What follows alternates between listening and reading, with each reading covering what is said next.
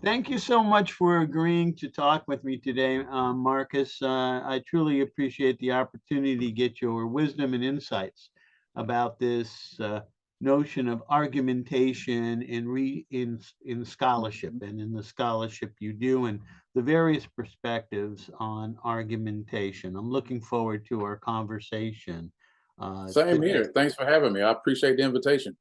Right. Let me begin by asking you to talk about the kind of research that you typically do and the kind of scholarship that you do. Yeah. So, in broad terms, I think about work in terms of case study and in terms of discourse analysis. So, my dissertation was a multiple case study. And as a follow up, I made a case study of some original work that Zora Neale Hurston collected years ago back in the 1930s, but it wasn't published until 2018. And so, combination of case study and discourse analysis and other things as well, but generally that's kind of where my work tends to lie. Okay. And you do work generally in the field of the teaching and learning of literature, literacy, the language arts, and something that you call practice race theory. Do I Correct. understand that correctly?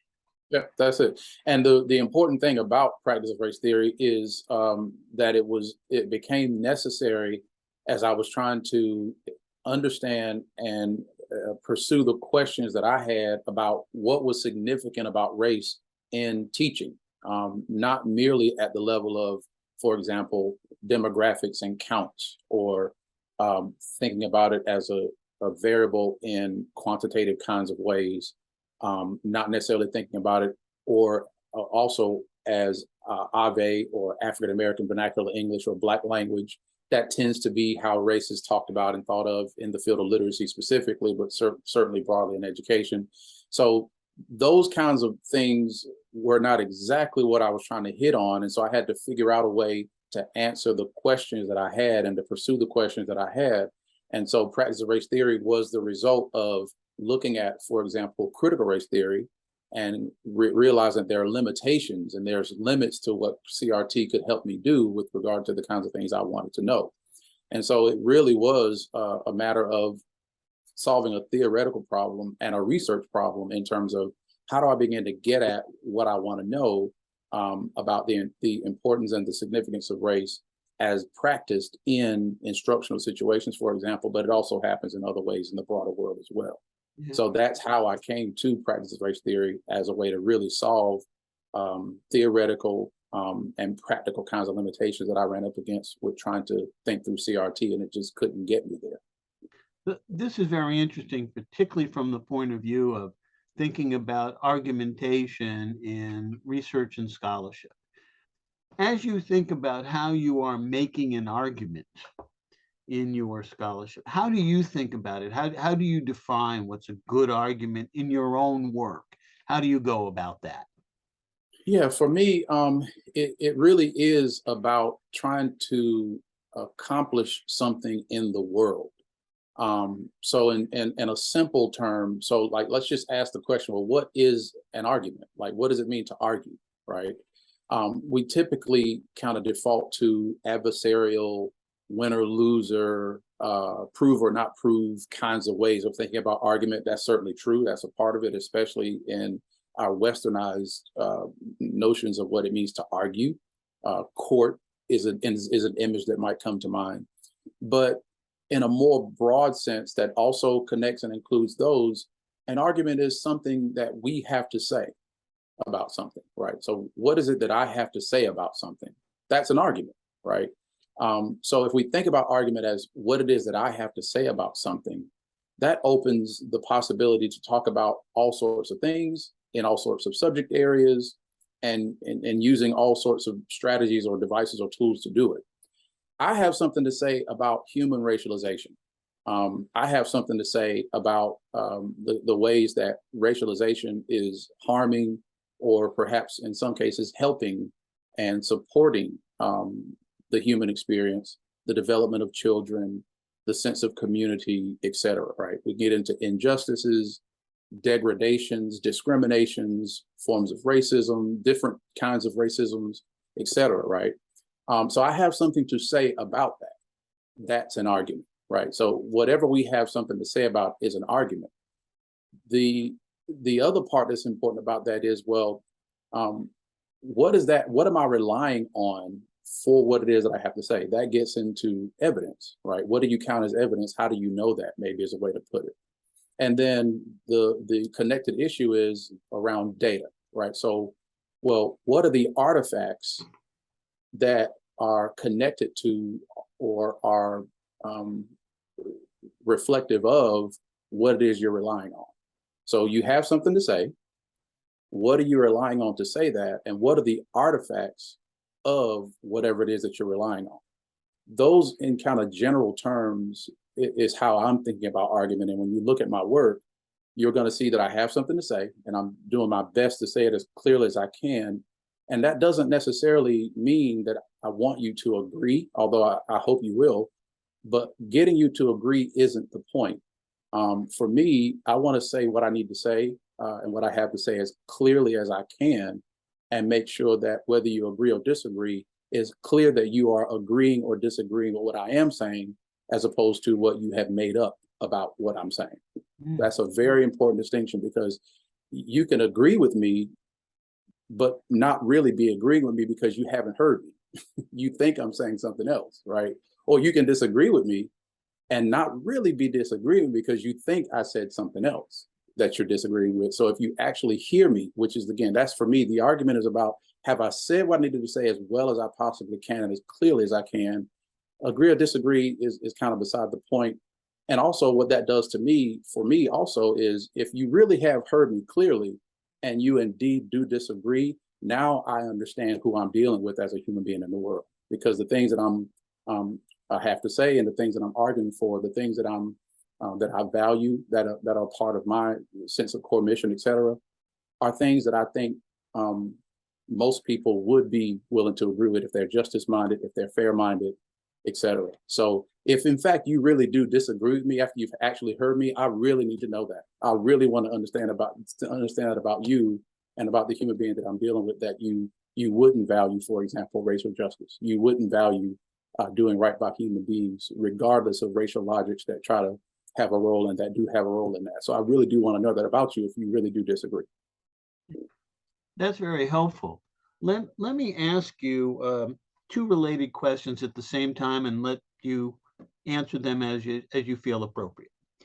First, you mentioned about evidence, data, and artifacts. And I'm very much interested in how you define those, what you see as evidence, what you see as data, what you see as artifact, what counts to you for these things.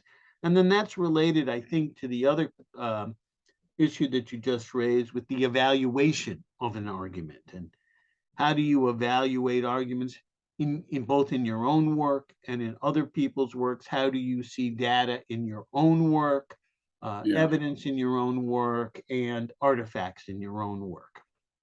Yeah, so evidence is what we rely on.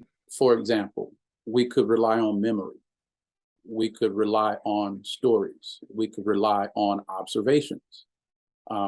We could rely on imagination or ideas. We could rely on authorities or conventions. So the evidence is the stuff that we rely on, right?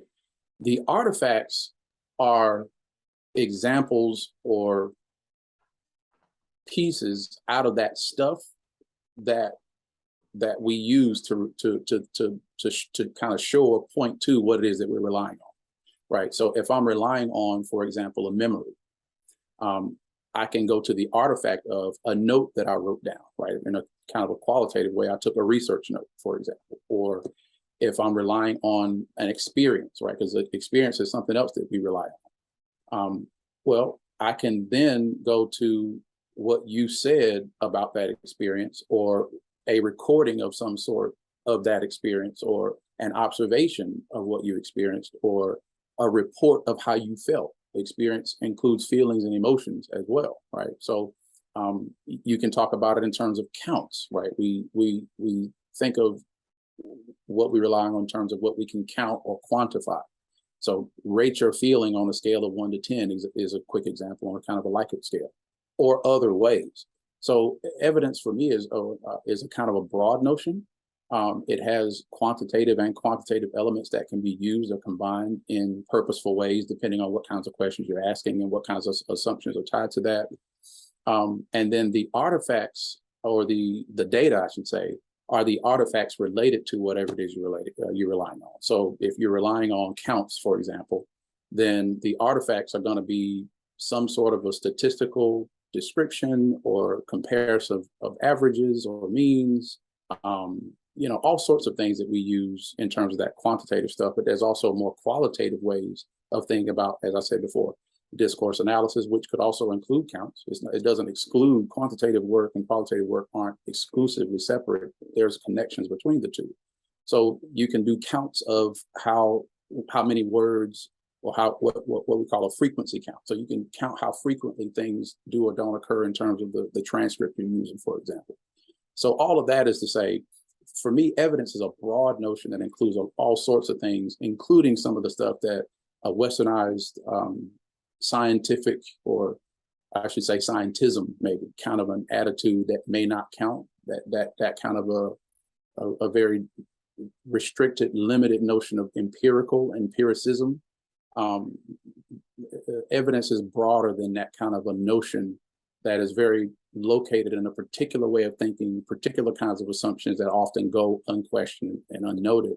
But yeah, for me, evidence is really all the stuff that we rely on. And then it's a matter of, well, show me an artifact that relates to that thing that you're relying on, even if you hadn't, really recognized it as, this is how I am coming to say what I need to say. I'm saying what I'm saying, relying on this.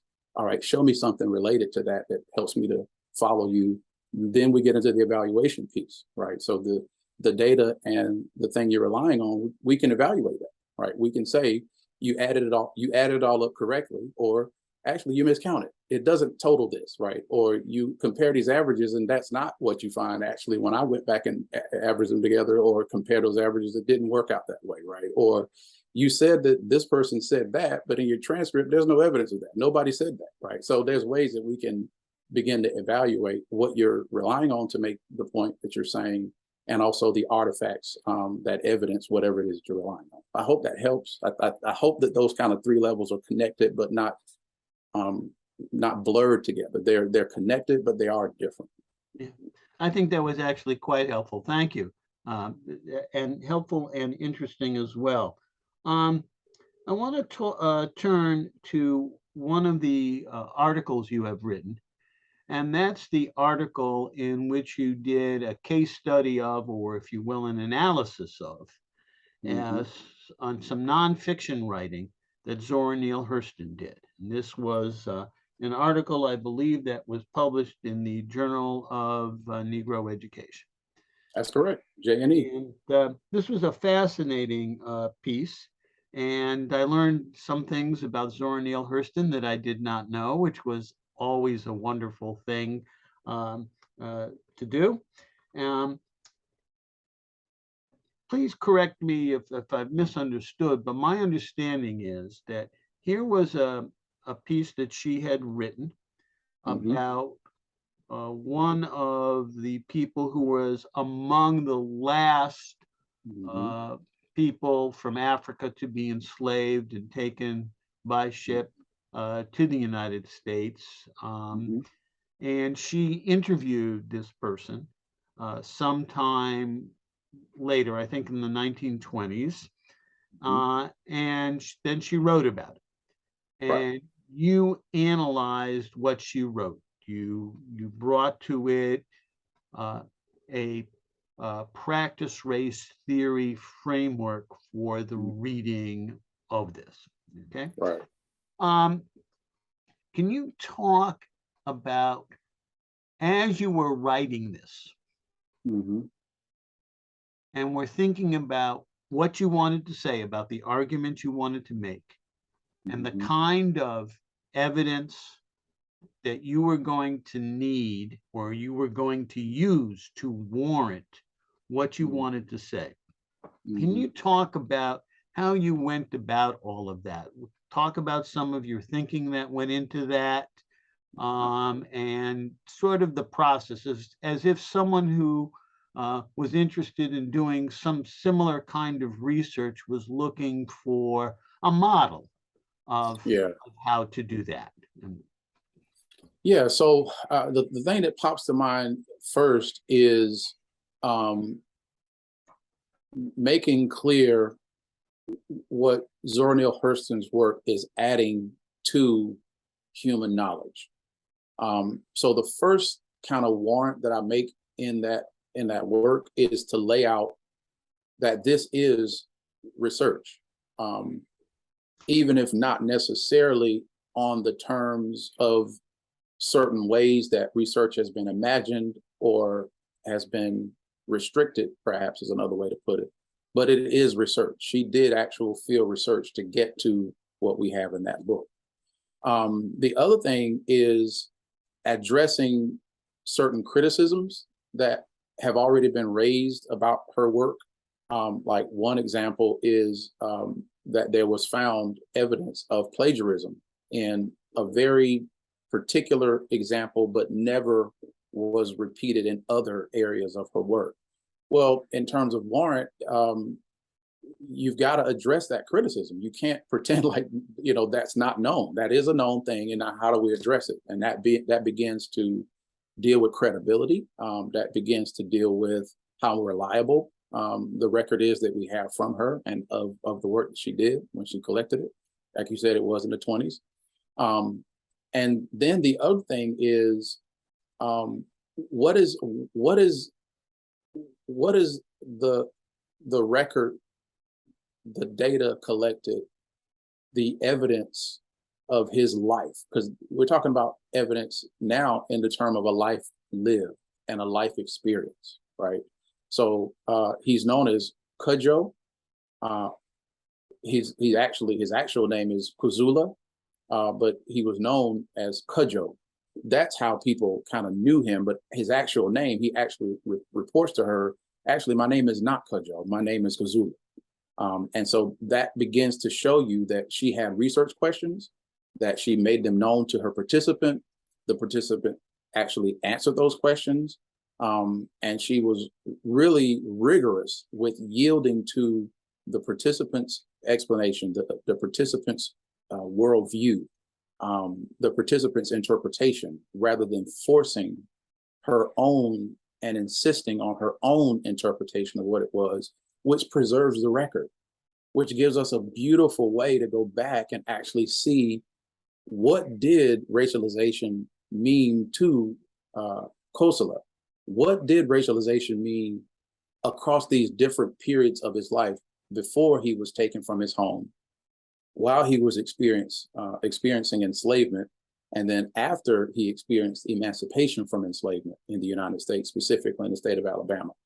So because she did such a rigorous job of yielding to the person who was telling this story and helping her to make sense of what his life was and what his experiences were, because she did such a great job in terms of being a good researcher, we have this record now. And so the warranting, first and foremost, needed to be around the work that she did in her own life, putting her in context, putting her difficulties and sometimes barriers as a Black woman who was erudite, who was brilliant, who absolutely should have gotten a PhD and been recognized at the highest levels of academia, but she was not.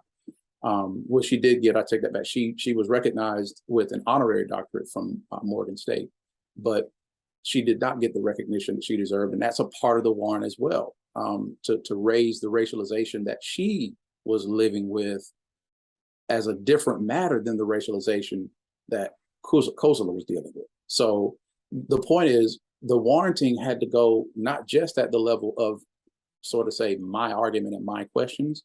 The warranting had to kind of back up and kind of lead up to that point. And so I had to kind of do a good job of kind of walking down to, well, is this data reliable? Absolutely. Is it unique? Is it giving us something that we wouldn't have if she hadn't have done it? Absolutely. And I just kind of move from there in terms of laying out, all right, now that we have this, what can we learn from it? And here are the questions that I asked of this data set as a secondary analysis. This is a case study that I've designed as a secondary analysis of primary field data that she collected. So this is, and most people won't know this, but this is actually a follow-up study to the dissertation study that I mentioned early on. Most people may not recognize it as that because I did field collected data for my dissertation. This is a secondary analysis of field collected data that I didn't do, but I'm relying on her work, and she did extraordinary work. She did remarkable work. That's very helpful in your talking through how you created an argument there. I've got one last question for you, and this is not about your work per se, but when you are reviewing manuscripts for the journals for which you review, what do you look for? As a reviewer, could you share with potential authors to various journals, various research journals, sort of what you look for in the arguments that they're making? Yeah, so now we're getting at the evaluative question. And so in that bucket, if you will, of thinking about not just what is argument itself, but okay, now let's evaluate argument. I'm the kind of reviewer who wants to see what you said you're trying to do, right? What is it that you wanted to answer or ask or explore or accomplish through this piece of writing? So I'm looking first and foremost for what is it that you say you're doing? And then how can I then try to track with you to see if indeed that is what you're doing? And if there's a place where it turns out that you might not be doing that, I can raise a question, not a criticism per se, but a question to say, hey, you said this, and then this move happened, and I don't see how that relates. Here's a question that might shed light on that. Maybe there is a very clear link there, but maybe it just wasn't stated. Because one of the things I learned in terms of my own writing and developing this as a doctoral student, still to this day for that matter, sometimes we go from sentence to sentence and there's a gap that we don't explain. So really, it's not that thought A and thought B are not connected or incoherent some way. It's just there's a piece of the middle that you left out that you're not telling us. And so therefore we can't move A, B, so to speak, logically, because there's a gap there. So just back up and spell out the stuff between A and B. Spell that out. Oh, I get it now, right? So that's a kind of a practical thing, is literally looking at sentence A and then look at sentence B. And if I go from A to B and I'm lost, that's probably an indication that you need to fill in some detail between A and B that you didn't. It's in your head probably as a writer and as an expert. Sure, it's probably there, but it's not on the page. So put it on the page and I can follow you then, right? So that's an example of what I mean when I say I'm trying to see what it is that you said you're doing. And then when I'm not clear that that's happening, or if I'm not convinced perhaps at the end in terms of evaluating, maybe I just don't think it happened, right? I can raise questions in light of what your aim was, which is a different thing than me or anybody else as a reviewer telling you what we would have done. That's not helpful. I think as a reviewer and as someone who's gotten reviews, it's not helpful when you tell me what you would have done or what you think I should do, because that's not what I said I was doing, right? I said I was doing this. So tell me if I'm doing that, or tell me if I'm doing that well. It doesn't help me to create something else that I'm not doing and say I didn't do that. I didn't say I was trying to do that. So of course I didn't do that well, because that's not what I was trying to do. So tell me, did I do what I said I was trying to do, and tell me if I did it well. So that's kind of a nutshell. And there, again, there's practical and nuts and bolts kinds of things you can do in terms of looking at, how things are structured from section to section, for example, or from thought to thought, or using headers to just kind of disclaim and lay out, all right, I'm moving here. You can't say you didn't see it. It's right here in bold, right? Those are kind of, technical kind of things you might need to do. But that's not as important as what is it that I'm doing, and have I tracked myself through doing what I claimed and what I set out to do. if you haven't done that, then it's not necessarily going to come off in the ways you hope with those who are reading. Great. Well, thank you very much. Before we end, let me ask, are there any other comments or thoughts you have that you'd like to share, or that you thought you might share with regard to crafting an argument in the writing of a research article or a scholarly article? Yeah, so again, if we define argument as something, whatever it is that I have to say about something, that's different from getting published. So I have something to say about this is not the same thing as getting published. So the need to get published, in particular in academic circles, is not always synonymous with I have something to say. So think about whether this publication is a way, an avenue among other ones, because a published article is not the only way to have something to say. Is this article a way to say something that I have to say, that is the argument, or is it that I need to publish something, which is a different issue? And I'm not judging and being negative about that. That's a reality, but just to raise the distinction there, because if you're trying to get an article published, that's not necessarily that I have something to say and that I want to say it well, and I want to add it to the world, and I want to do something in the world. Those are not the same thing. Now, sometimes they can be the same thing. And in my work, I really do have something to say, and publishing is one way to do it, but it's not just through articles. I do it through blogs. I've done it through my first book. I'm doing it now in this, video interview, right? So having something to say is not synonymous always with getting an article published. There may be other ways to say what you have to say. And I think the most unfortunate thing would be that if we don't really have anything to say, but we get published anyway, well, what have we really advanced? How have we really helped the field? How have we helped ourselves?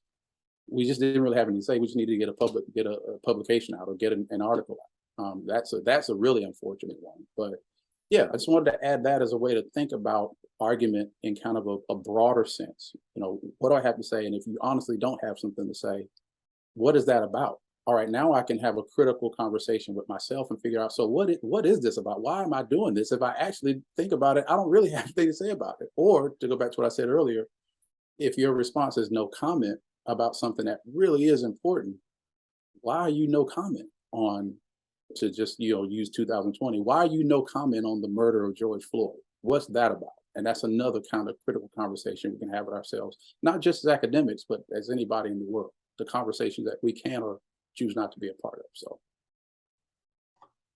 that was very helpful, and I think very informative. So thank you so very, very much for allowing us to take time out of your day, and for sharing your thoughts and your work with us, and your approach and perspective on argumentation and research and in scholarship. It's been wonderful. thrilled to be here. Thank you for the invitation. This is fun.